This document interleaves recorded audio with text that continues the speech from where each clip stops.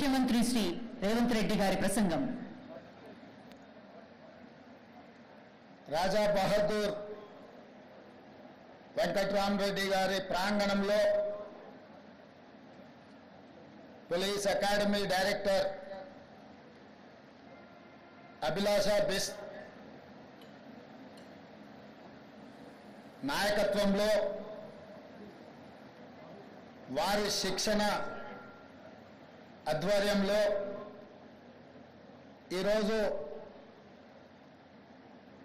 Sub ఇన్స్పెక్టర్లు, reserve sub ఇన్స్పెక్టర్లు, ఏఎస్ఐలు 500 మందికి పైగా శిక్షణ పొంది రేపటి నుండి 4 కోట్ల తెలంగాణ ప్రజల సేవకు బయలుదేరుతున్న మీ అందరికీ మనస్ఫూర్తిగా శుభాకాంక్షలు తెలియజేస్తున్నా.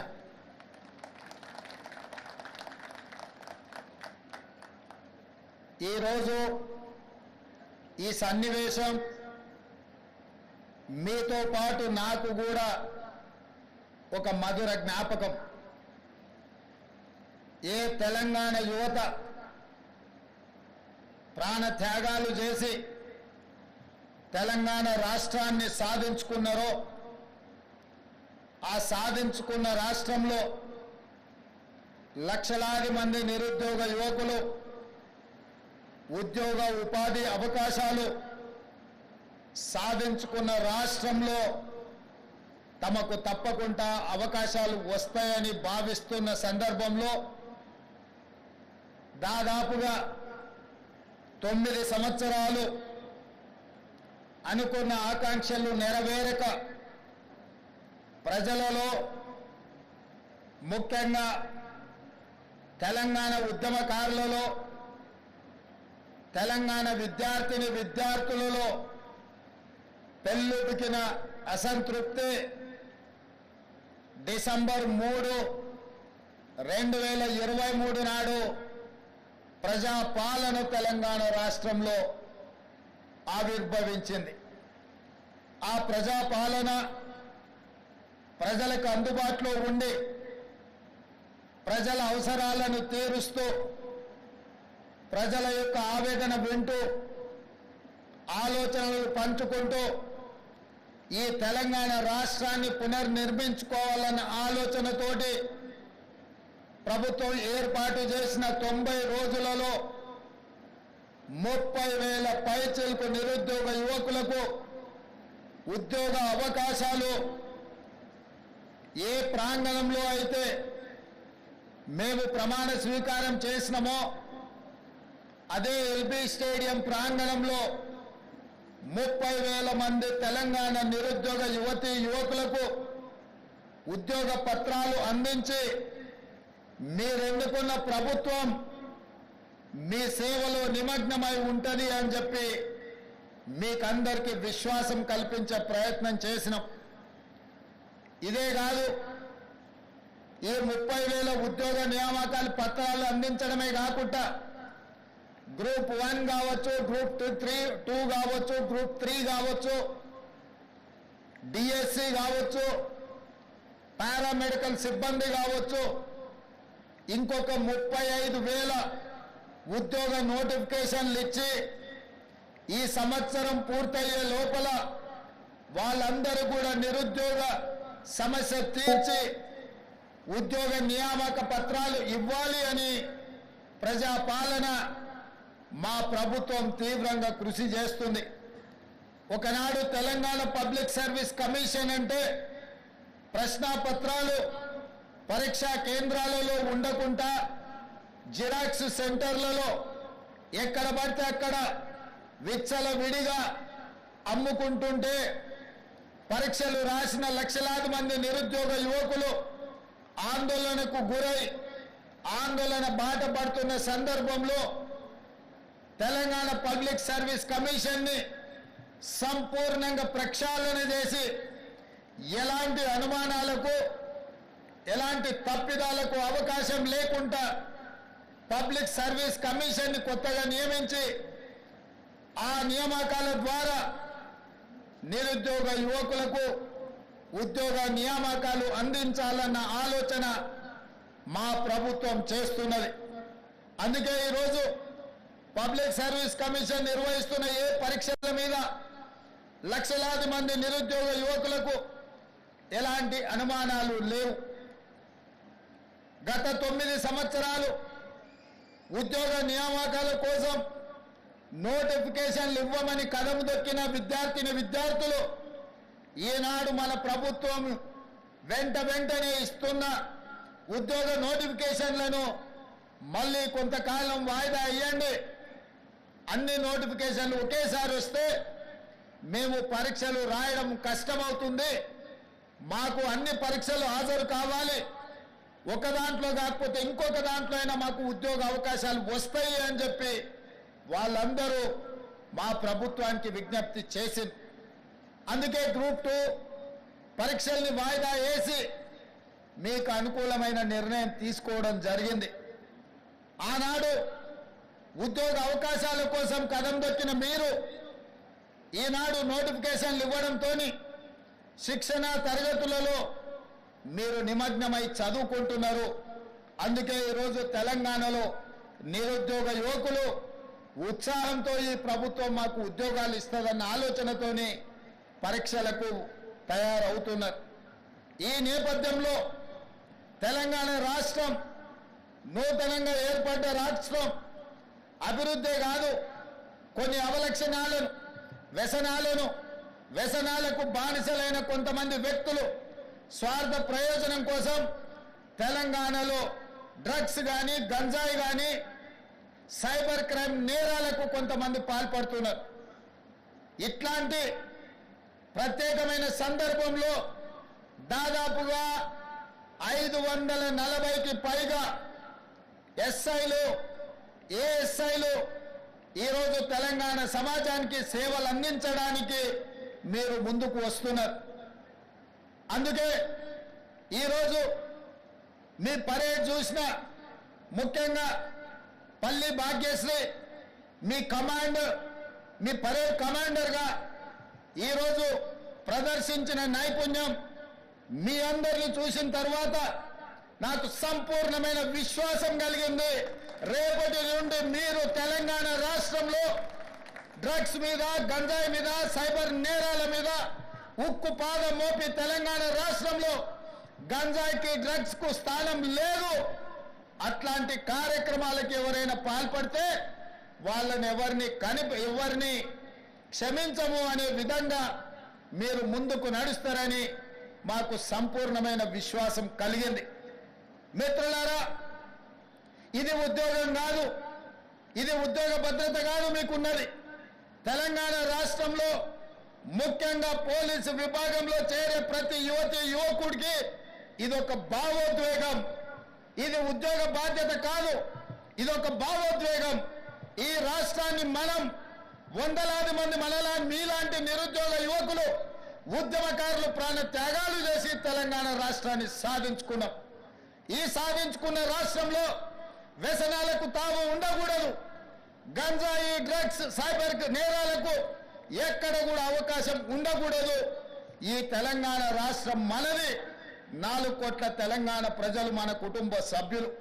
వాళ్ళు ఎలాంటి సమస్యలు ఎదుర్కొన్నా అది మన వైఫల్యమే అవుతుంది.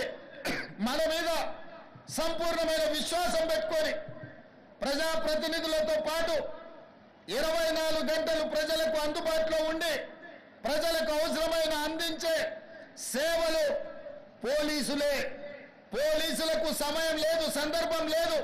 ఏ సమస్య వచ్చినా, వరదలు వచ్చినా, కరువు వచ్చినా, లేకపోతే భూకంపాలు వచ్చినా, శాంతి భద్రతల సమస్యలు వచ్చినా, లేదా మత కలహాలు వచ్చినా, ఆర్థికపరమైన నేరాలు జరిగినా, ఏది జరిగినా ముందు బాగానే ఉండి ఆ సమస్యల మీద పోరాటం చేసేది పోలీసు సిబ్బంది, పోలీసు విభాగం. అందుకే నేను మీతో పంచుకున్నది ఇది ఉద్యోగం కాదు, ఇది ఒక భావోద్వేగం. ఈ భావోద్వేగమే ఈ తెలంగాణ రాష్ట్రాన్ని పునర్నిర్మించి భవిష్యత్ తరాలకు బంగారు బాటలేసే బాధ్యత మన అందరి మీద ఉన్నది. అందుకే ఈరోజు తెలంగాణ రాష్ట్రంలో ఒక పక్కన నిరుద్యోగ సమస్యను పరిష్కరిస్తూ ఇంకొక పక్కన విదేశీ పర్యటనలకు వెళ్ళి జాతీయ అంతర్జాతీయ స్థాయిలో తెలంగాణ రాష్ట్రానికి వేలాది కోట్ల రూపాయల పెట్టుబడులు తీసుకొచ్చి పరిశ్రమలను స్థాపించి ఆ పరిశ్రమల ద్వారా లక్షలాది మంది నిరుద్యోగ యువకులకు ఉద్యోగ ఉపాధి అవకాశాలు కల్పించాలన్న ఆలోచన మన ప్రభుత్వం చేస్తున్నది. ఈరోజు ఉద్యోగాలే కాదు, నిరుద్యోగ సమస్యను పరిష్కరించడమే కాదు, ఈ సమాజంలో పెట్టుబడులు తీసుకురావడమే కాదు, రైతన్నలు నేతన్నలు పట్టణ అన్నం పెట్టేది రైతన్నలైతే ఆ రైతన్నలకు ఆత్మగౌరవంతో బ్రతకడానికి నేతన్నలు సహకరిస్తున్నారు. నేతన్నలతో పాటు గీతన్నలు ఈరోజు మన సమాజంలో ఉన్నారు.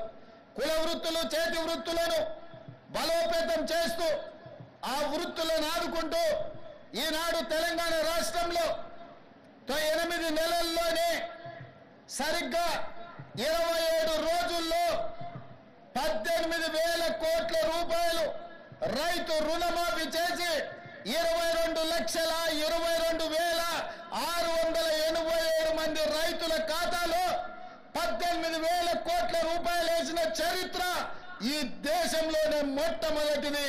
తద్వారా మీరందరూ రైతుల బిడ్డలు, గ్రామీణ ప్రాంతం నుంచి వచ్చిన వాళ్ళు, వ్యవసాయము వ్యవసాయ సమస్యలు రైతుల యొక్క కష్టాలు తెలిసినోళ్ళు. నేను కూడా గ్రామీణ ప్రాంతానం నుంచి వ్యవసాయ కుటుంబం నుంచి వచ్చిన వాడినే. రైతు యొక్క కష్టాలు నాకు తెలుసు. అందుకే 18,000 కోట్ల రూపాయలు కడుపు కట్టుకొని నిధులు సేకరించి 18,000 కోట్ల రూపాయలు ఈనాడు రైతుల ఖాతాలో వేసి రైతన్నల కళ్ళల్లో ఆనందం చూస్తున్నాం. వ్యవసాయం దండగ కాదు, వ్యవసాయం పండుగని నిరూపించి ఈనాడు తెలంగాణ రాష్ట్రంలో రైతుల ఆత్మగౌరవంతో తలెత్తుకునే విధంగా రాష్ట్ర ప్రభుత్వం నిర్ణయాలు తీసుకుంటున్నది. ఇవాళ ఈ తెలంగాణ రాష్ట్రం పచ్చగా ఉండాలన్నా, పసిడి పంటలు పండాలన్నా ప్రాజెక్టులతో పాటు చెరువులను కుంటలను కాపాడుకునే బాధ్యత మన మీద ఉన్నది. నిన్న మొన్న మీరందరూ చదివి ఉండొచ్చు, చూసి ఉండొచ్చు. రేవంత్ రెడ్డి గారికి ఏమొచ్చిందయ్యా, హైడ్రా పేరు మీద మీ చెరువుల్లో విలాసవంతమైన విల్లాలు కట్టుకుంటే ఆయన నేల గూలుస్తున్నాడు అని. నేను ఒక్క మాట అడగదలుచుకునే వేదిక మీద నుంచి తెలంగాణ ప్రజల్ని, ముఖ్యంగా హైదరాబాద్ నగర వాసులని, 1908లో ఈ మహానగరం మీద వరదలు ఉప్పెనై కమ్మేస్తే వేలాది మంది ప్రాణాలు కోల్పోతే ఆనాటి నిజాం సర్కార్ మోక్షగుండం విశ్వేశ్వరయ్యను ఆర్కిటెక్ట్ గా నియమించి 100 కోట్ల రూపాయల నాడు ఖర్చు పెట్టి ఉస్మాన్ సాగర్, హిమాయత్ సాగర్ ను నిర్మించిండ్రు. అనంతగిరి కొండల నుంచి వచ్చే వరదల్ని నిలువరించిన నీళ్లను ఈ మహానగరానికి తాగునీటి వసతులుగా ఏర్పాటు చేసింది. ఒకనాడు ఎక్కడి నుంచి హైదరాబాద్ నగరానికి తాగునీళ్లు వచ్చేది కాదు. ఉస్మాన్ సాగర్, హిమాయత్ సాగర్ నుంచే లక్షలాది మంది హైదరాబాద్ బిడ్డలకు తాగడానికి నీళ్లు ఇచ్చారు. హైదరాబాద్ దాహార్తిని తీర్చిన ప్రాజెక్టులు గండిపేట, హిమాయత్ సాగర్. ఇలాంటి ప్రాజెక్టుల చుట్టూతా బాగా సంపాదించుకున్న వాళ్ళు, ఆగర్భ శ్రీమంతులు ఫామ్ హౌజులు కట్టుకున్నారు. వాళ్ళు ఫామ్ హౌజులు కట్టుకుంటే మనకు అభ్యంతరం లేదు, వాళ్ళు సంతోషంగా ఉండడమే మనకు కావాల్సింది. కానీ ఆ ఫామ్ హౌజులలో ఉన్న డ్రైనేజ్ కనెక్షన్ లేదు. వాళ్ళ డ్రైనేజ్ తీసుకొచ్చి గండిపేట నీళ్ళలో కలిపిండ్రు. వాళ్ళు వాడిన డ్రైనేజ్ నీళ్లు గండిపేట నీళ్ళలో కలిస్తే ఆ నీళ్లు తాగడానికి నగరానికి ఇస్తున్నాం. నేను అడుగుతున్న మిత్రులారా, ఇవాళ మీరు చెప్పండి, ఎవరో బలిసినోడు కట్టుకున్న ఫామ్ హౌస్ డ్రైనేజ్ నీళ్లు గండిపేట తాగు నీళ్ళలో కలుస్తుంటే ఆ నీళ్ళని నగర ప్రజలకు తాగడానికి ఇస్తే ముఖ్యమంత్రిగా నేను వైఫల్యం చెందినట్టు కాదా? ఒక్కసారి ఆలోచన చెయ్యండి. భవిష్యత్ తరాలకు అందించాల్సిన బాధ్యత చెరువులు, కుంటలు, నాలాలను ఎవరెవరో ఆక్రమించుకుంటే వాళ్ళ ఆక్రమణలో చెరబడితే ఇవాళ నగరం మీద ఉప్పెనై వరదలు వస్తున్నాయి. ఆ వరదలు ఎక్కడికి వెళ్తున్నాయి? బస్తీలో ఉన్న పేదోళ్ళ ఇళ్లకు పోతున్నాయి. పేదోళ్ళు జీవితకాలం కష్టపడి సంపాదించుకున్న ఫ్రిడ్జ్, టీవీ, మంచము, బట్టలు, కట్టుకున్న బట్టలతో సహా అర్ధరాత్రి పూట వాళ్ళ ఇళ్లకు నీళ్లు వస్తే తడిసి ముద్దై అనాథలాక రోడ్డు మీద నిలబడాల్సిన పరిస్థితులు వచ్చినాయి. మున్నేరు వాగు పక్కన ఖమ్మంలో అయినా, వరంగల్ జిల్లాలో అయినా, హైదరాబాద్ నగరంలో అయినా, కృష్ణానది ఒడ్డున మునిగే ప్రాంతాలైనా దుర్మార్గులు ఆక్రమించుకున్న చెరువుల వల్లనే ఇవాళ వరదలు వస్తున్నాయి. అందుకే హైడ్రాను ప్రారంభించినాం. హైడ్రా స్పెషల్ టాస్కే ఈ చెరువులను ఆక్రమించిన వాళ్ళను చెరబట్టాలని, చెరబట్టిన వాళ్ళ నుంచి విడిపించాలని, అలాంటి వాళ్ళను అవసరమైతే చెరసాలకు తోలాలనేది నా ప్రభుత్వ విధానం. అందులో ఎంత గొప్ప వ్యక్తులున్నా, ఎంత మహామహులున్నా వాళ్ళు చెరువులను వదలక తప్పదు. అందుకే ఈ వేదిక మీద నుంచి గొప్ప వ్యక్తులకు నేను విజ్ఞప్తి చేస్తున్నా, అయ్యా ఆక్రమించుకున్న చెరువులను మీరే వదలండి, గౌరవంగా పక్కకు తప్పుకోండి, నీటిపారుదల శాఖకు అప్పగించండి, మీకేం కావాలనో పోయి దూరంగా కట్టుకోండి. లేకపోతే ఉన్న పలంగా నేల మట్టం కూలుతాయి, కూలగొట్టే బాధ్యత నేను తీసుకుంటా. ఇవాళ ఎఫ్టీఎల్లో కానీ, బఫర్ జోన్లో కానీ, నాలాలలో అక్రమంగా నిర్మాణాలు ఏవైతే ఉన్నాయో వాటన్నిటినీ నిరభ్యంతరంగా మేము తొలగిస్తాం. మీరు ఎక్కడికి వెళ్ళినా, మీరు తాత్కాలికంగా కోర్టుల నుంచి ఏమన్నా తెచ్చుకున్నా న్యాయస్థానాలలో కూడా కొట్లాడి ఆ స్టేలను వెకేట్ చేయించి మీరు ఆక్రమణలు తొలగిస్తాం. ఇదే కాదు, ఇవాళ మూసి ఒకప్పుడు అనంతగిరి నుంచి వచ్చే కృష్ణానది జలాలకు ఒక ఆలవాలం, కానీ ఇవాళ కాలుష్యం అయిపోయింది. ఇవాళ మన బతుకులను చిందరవందర చేస్తున్నాయి.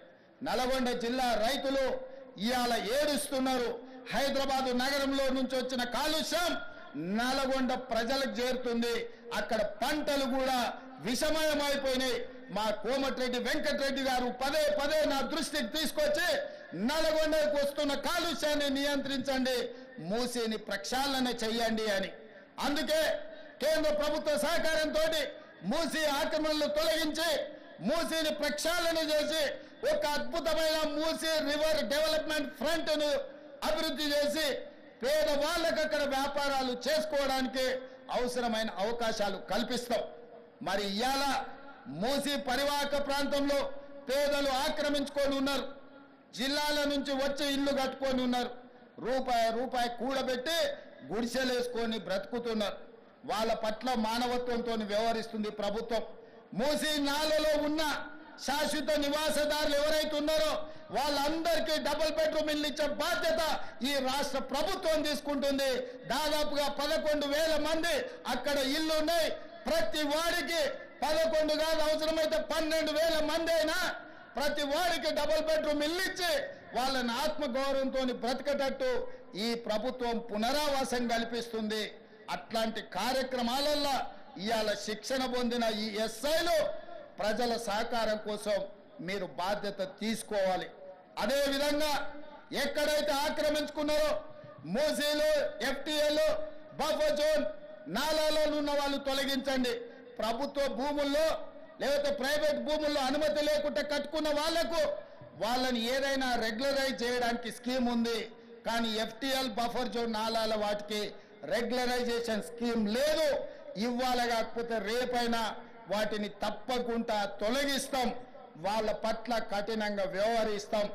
మీ అందరికీ నా విజ్ఞప్తి ఒక్కటే, రేపటి నుండి ప్రజల దగ్గరికి వెళ్తున్నారు.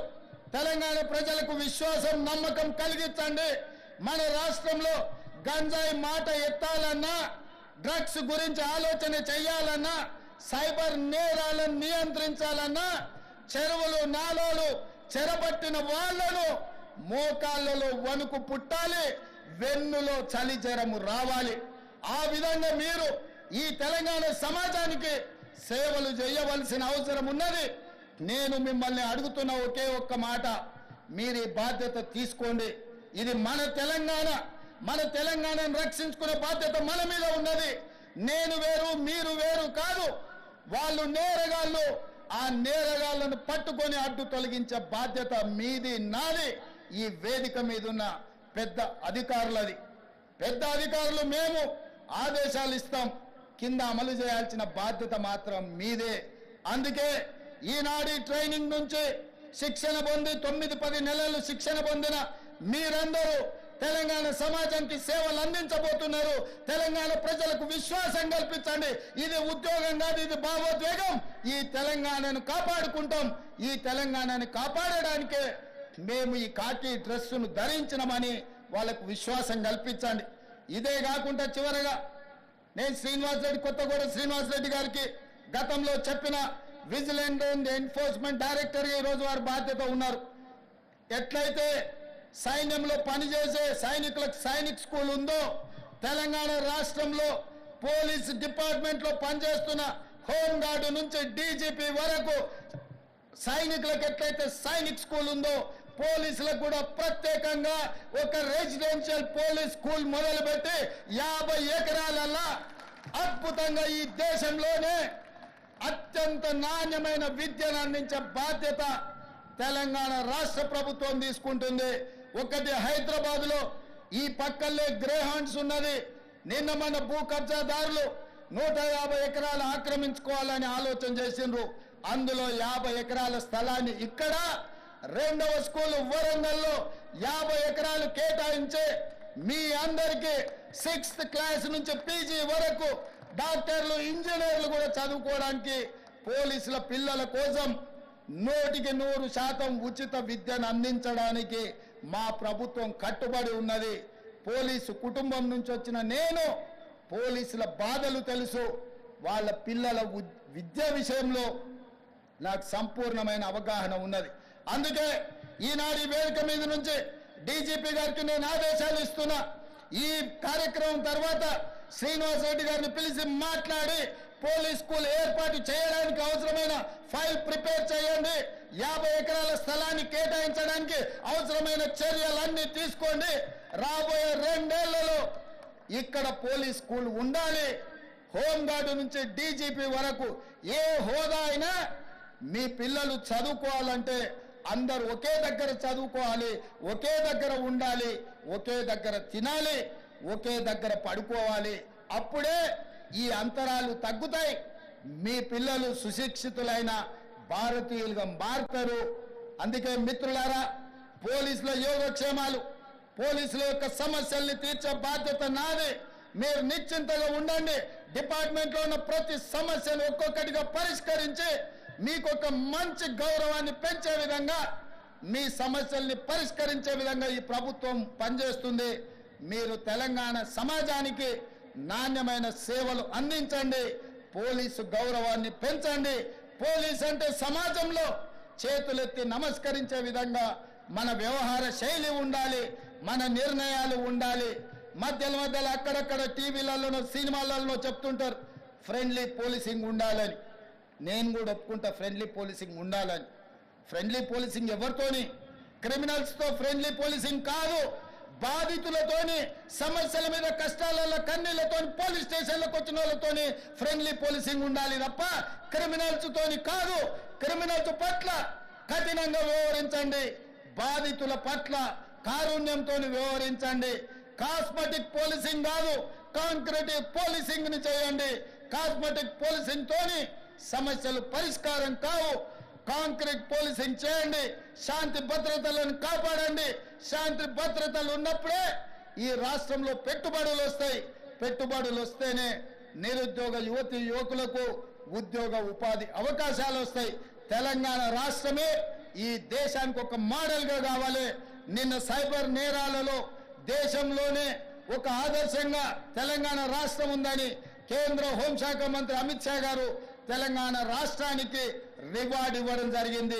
ఆ శాఖను కూడా మనస్ఫూర్తిగా అభినందిస్తూ ఇంత మంచి కార్యక్రమాన్ని ఏర్పాటు చేసి ఇందులో మిమ్మల్ని అందరినీ కలుసుకొని రేపటి భవిష్యత్తు గురించి చర్చించుకోవడానికి అవకాశం కల్పించిన ప్రతి ఒక్క సిబ్బందికి, ఈ కార్యక్రమంలో పాల్గొన్న ప్రజాప్రతినిధులు, స్థానిక ఎంపీ విశ్వేశ్వరరెడ్డి గారు, ఎమ్మెల్సీ మహేందర్ రెడ్డి గారు, అదేవిధంగా స్థానిక ఎమ్మెల్యే ప్రకాష్ గౌడ్ గారు, అదేవిధంగా డీజీపీ గారు, ఇతర ప్రజాప్రతినిధులు, ఈ రోజు పాసింగ్ అవుట్ పరేడ్ చేస్తున్న ఈ సిబ్బంది యొక్క తల్లిదండ్రులు, వాళ్ళ కుటుంబ సభ్యులు వచ్చిండ్రు, వాళ్ళందరికీ మనస్ఫూర్తిగా శుభాకాంక్షలు తెలియజేస్తూ మీ అందరి దగ్గర సెలవు తీసుకుంటున్న మిత్రులారా, ధన్యవాదాలు. Thank you sir, thank you very much. మనందరిలో కొత్త ఉత్తేజాన్ని, ఒక గొప్ప విజన్ ని ఏర్పాటు చేసిన గౌరవ ముఖ్యమంత్రి శ్రీ రేవంత్ రెడ్డి గారికి మనస్ఫూర్తిగా గట్టిగా చప్పట్లతోటి అభినందనలు తెలియజేసుకుందాం సభాముఖంగా. Thank you sir, thank you very much for that inspiring address. I request DG Madam to present a memento to the Honorable Chief Guest, CM Revanth Reddy Garu, and to DG Sir as well. జ్ఞాపికని director Abhilasha Bisht IPS గారు ముఖ్యమంత్రి గారికి అందిస్తున్నారు. అలాగే DGP doctor Jitender IPS గారికి కూడా జ్ఞాపికను బహుకరిస్తున్నారు director madam. Thank you.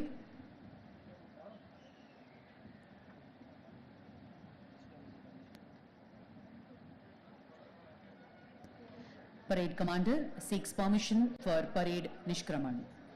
Dikshan parade! Southern! Commander Nicole Critch!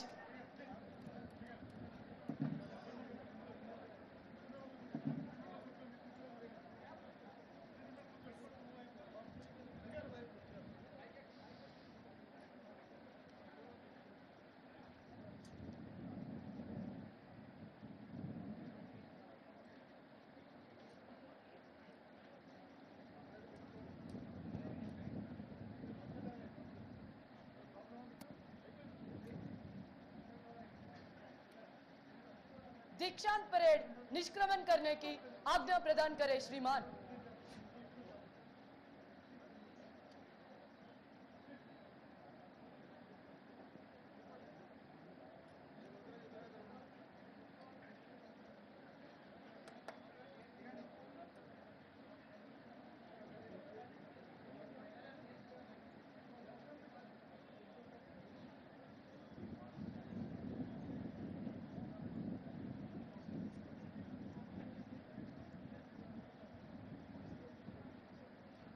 दीक्षांत परेड मुख्यमंत्री महोदय की मेरे साथ 3 बार जय बोलेगा. मुख्यमंत्री महोदय की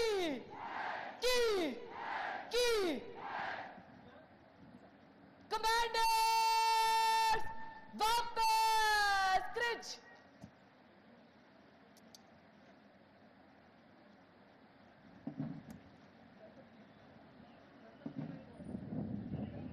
Commanders, Jagalo!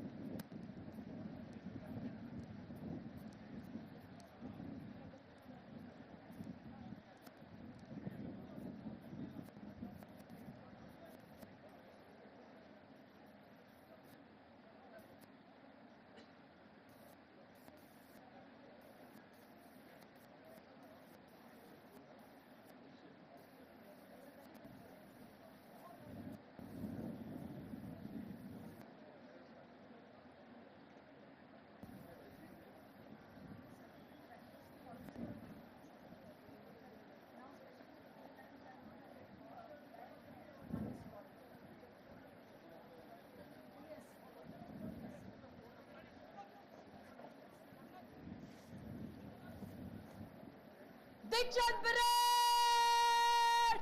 Visham! Dikshan parade! और 22 से धीरे चल.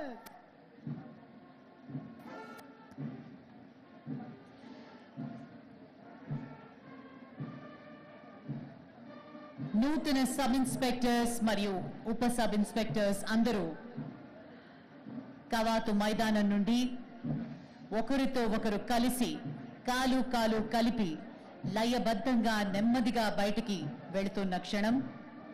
వివిధ సామాజిక వర్గాల నుండి నియామకం అయినప్పటికీ పోలీస్ విభాగం ద్వారా చట్ట ప్రకారం నిర్వర్తించు విధులు, కర్తవ్యాలను క్షుణ్ణంగా అవగాహన చేసి ఎటువంటి విచక్షణ తొందరపాటు లేకుండా అన్ని విభాగాల అధికారులు మరియు సిబ్బంది సమన్వయంతో ముందుకు వెళ్లి ప్రజలకు, ప్రభుత్వ వ్యవస్థలకు, ప్రజా ప్రతినిధులకు రక్షణ కల్పిస్తామని, నేరాలు నిరోధించడానికి తగు చర్యలు తీసుకుని నేరములను చేసిన వ్యక్తులను సత్వరమే కనుక్కొని వాళ్లకు చట్ట ప్రకారం శిక్ష పడేటట్లు పరిశోధిస్తామని చెబుతున్నట్లుగా చాలా క్షుణ్ణంగా కనిపిస్తూ ఉన్న క్షణం.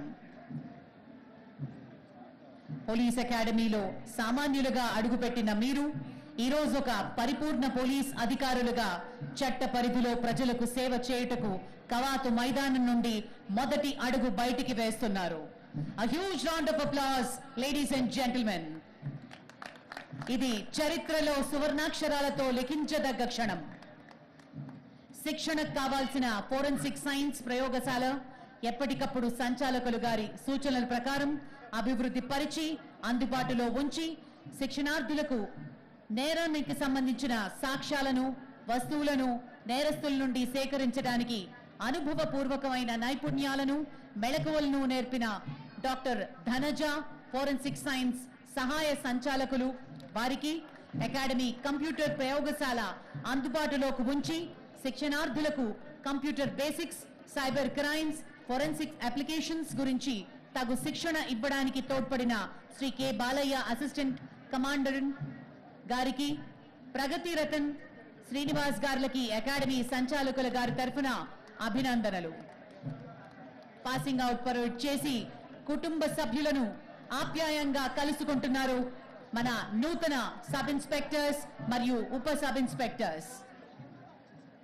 తరగతి గది మరియు మైదాన శిక్షణానికి కావలసిన అన్ని రకాల పుస్తకాలను అకాడమీ సంచాలకుల పర్యవేక్షణలో కోర్సు డైరెక్టర్లు అయిన విశ్రాంతి ఉప సంచాలకులు శ్రీమతి సి అనసూయ ఐపీఎస్ గారు మరియు ఉప సంచాలకులు శ్రీమతి సి నర్మద గారి సూచనల ప్రకారం ముద్రణ చేసి అందించిన reserve inspector Shri G Ramesh గారి వారి సిబ్బందికి, గ్రంథాల నిర్వాహకులు అయినటువంటి శ్రీమతి శ్రీవాణి గారికి అకాడమీ సంచాలకులు గారి తరఫున అభినందనలు తెలియజేస్తున్నాం.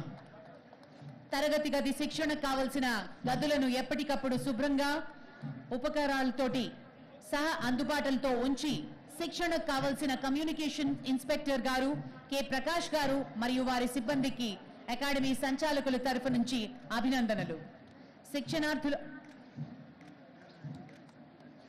శిక్షణార్థులకు తగిన వసతి ఏర్పాట్లు, నిరంతరం పరిశుభ్రంగా ఉంచడం, వారి మానసిక, శారీరక సామర్థ్యాలను పెంపొందించి కావలసిన ఆహారాన్ని అందించి అన్ని రకాల శిక్షణలకు అత్యంత నేర్పరితనంతో పూర్తి చేయడానికి కృషి చేసిన ఉప సంచాలకులు శ్రీమతి నర్మద గారికి, రిజర్వ్ ఇన్స్పెక్టర్ బి శ్రీరామ్ గారికి మరియు వారి సిబ్బందికి అభినందనలు. శిక్షణ కాలంలో జరిగిన అన్ని రకాల సమావేశాలు, కార్యక్రమాలకి వచ్చిన అధికారులకు, అకాడమీ అధికారులకు, అతిథి అధ్యాపకులకు కావలసిన ఆహారం, పానీయాలు, భోజనాలు ఏర్పాటు చేయడానికి కృషి చేసిన రిజర్వ్ ఇన్స్పెక్టర్స్ డి మహేష్ గారికి, శ్రీనివాస్ రెడ్డి గారికి అభినందనలు. శిక్షణకు సంబంధించిన కావలసిన వాహనాలు సకాలంలో సమకూర్చి శిక్షణకు సజావుగా పూర్తి అవడానికి సహకరించిన వాహన రవాణా ఇన్స్పెక్టర్ ఎన్ కృష్ణ గారికి మరియు సిబ్బందికి అభినందనలు. శిక్షణ కాలంలో శిక్షార్థులకు ఎటువంటి ఆరోగ్య సమస్యలు వచ్చినా 24/7 అందుబాటులో వెన్నంటే ఉంటూ తగు చికిత్స అందించిన శిక్షణ ఎలాంటి అంతరాయం రాకుండా సేవలు అందించిన అకాడమీ డైరెక్టర్ శ్రీమతి రమాదేవి గారికి, సిబ్బందికి అభినందనలు. నూతన సబ్ ఇన్స్పెక్టర్స్, ఉప సబ్ ఇన్స్పెక్టర్స్ అందరికీ గత సంవత్సర కాలం తగు శిక్షణ ఇవ్వడానికి పోలీస్ అకాడమీ పరిపాలనా విభాగం అధికారి శ్రీ వెంకట్ శేఖర్ గారికి, పర్యవేక్షణాధికారి మొహమ్మద్ బాసిఫ్ యూనుస్ గారికి, శ్రీ ఆనంద్ రెడ్డి గారికి, శ్రీనివాసరావు గారులకు, ప్రత్యేక శిక్షణ విభాగం పర్యవేక్షణాధికారి రాజ్ కిరణ్ గారికి, రేణుక, ఇందిరా, శరత్ బాబు, రాజేష్ బాబు గారులకి అభినందనలు మరియు సిబ్బందికి. పోలీస్ అకాడమీలో ఉన్న అన్ని భవనాలు, వసతులు ఎప్పటికప్పుడు శుభ్రంగా ఉంచుతూ కవాతు ప్రదర్శనకు కావలసిన అన్ని ఏర్పాట్లు సకాలంలో జరగడానికి కృషి చేసిన అకాడమీ క్వార్టర్ మాస్టర్ శ్రీ ఎండి షంషుద్దీన్ గారికి, సిబ్బందికి అభినందనలు.